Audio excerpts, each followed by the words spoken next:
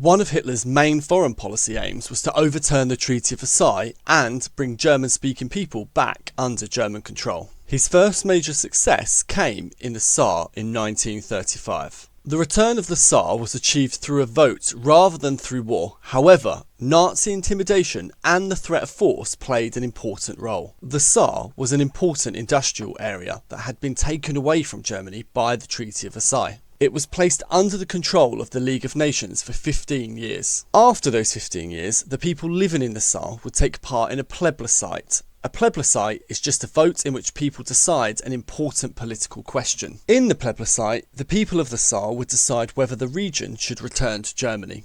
As the vote approached, the Nazis organised a campaign to persuade Saarlanders to support the reunification with Germany. However, the campaign was not entirely peaceful. Communists and socialists tried to organise opposition to the Nazis, but some were threatened and beaten. Nazi stormtroopers also gathered near the border between Germany and the Saar.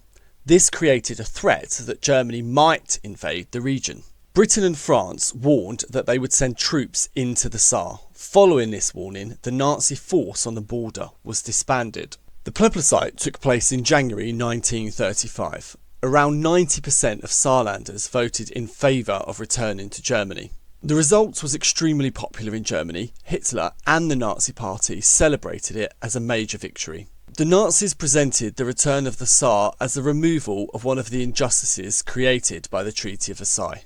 The Saar was returned to Germany through a vote, so Hitler could claim that he was acting according to the wishes of the people who lived there.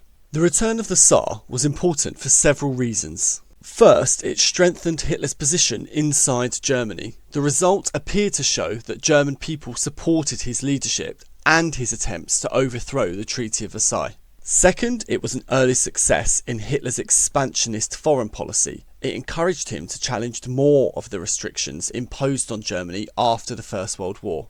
The Saar Plebiscite is therefore described by some historians as the first success in Hitler's expansion. Third, the event showed that the League of Nations was unwilling to take strong action against Hitler's aggressive behaviour.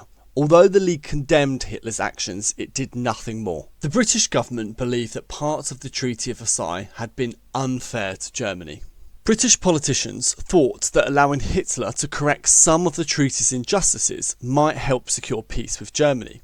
After the events in the Saar, Hitler also offered to sign a peace treaty lasting 25 years. This offer helped calm countries that wanted to avoid another war. At the same time, Hitler was successfully achieving his own foreign policy aims.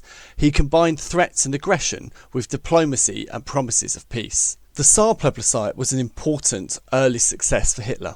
In January 1935, 90% of Saarlanders voted to return to Germany. This strengthened Hitler's regime, helped him overturn part of the Treaty of Versailles, and encouraged him to make further demands. Although the Saar returned to Germany through a vote, the Nazi campaign had also involved intimidation, violence, and the threat of invasion.